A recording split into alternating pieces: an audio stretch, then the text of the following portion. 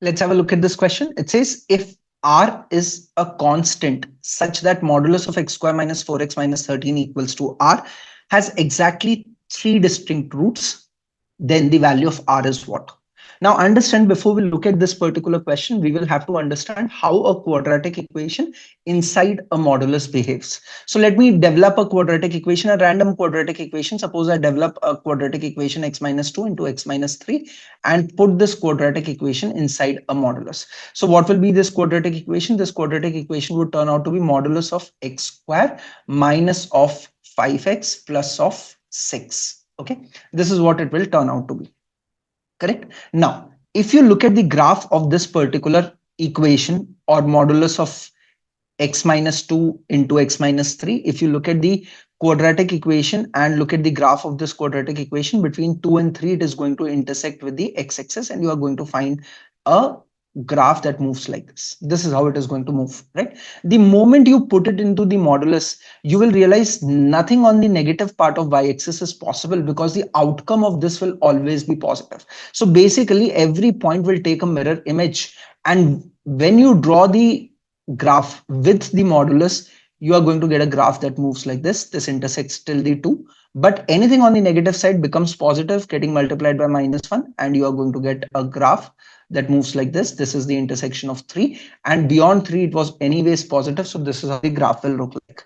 Now understand this thing.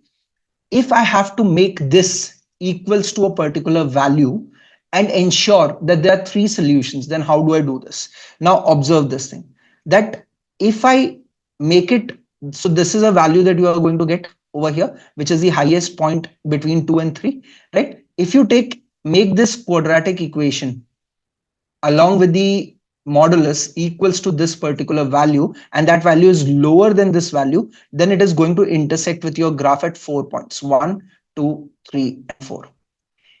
If it is at this point, it is going to intersect with your graph at 1, 2, and 3 points. And if you take any value of this particular variable, which is greater than this highest point, then you are only going to find two real roots, which is one over here and one over here. We need three real roots. That means this is the value that we need. So this is the first concept that I want you to understand. Second concept that I want you to understand is this particular point where it is going to reach the minimum value is going to be exactly in between 2 and 3, exactly in between 2 and 3. Correct. So now the middle value between the two roots is what we are looking at, right? This means what? This plus this divided by 2. 2 plus 3, 5 divided by 2 will be 2.5, correct? Just for an example. So sum of the roots divided by 2. That is where this is going to reach its minimum. And when you draw the modulus graph, this is the point where it is going to become the maximum, right?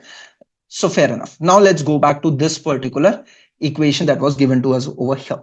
Right now, I realize that x square minus 4x minus 13 is going to reach its minimum where exactly between the two roots, right? How do I find out the value exactly in between the two roots? Ax square plus bx plus c. Suppose if this is the generic equation, then the midpoint between the two roots is given by sum of the roots, which is minus b by a, and then divide that by 2, right? So then the minimum point will be at minus b by 2a. This is something that you should ideally remember.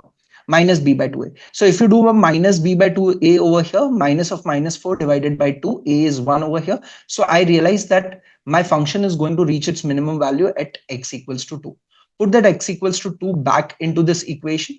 What is the minimum value that it is reaching? 2 square minus of 4 times of 2 minus of 13, right? So this will become 4 minus of 8 minus of 13 is what you are looking at. So then this is going to be equals to minus of 17.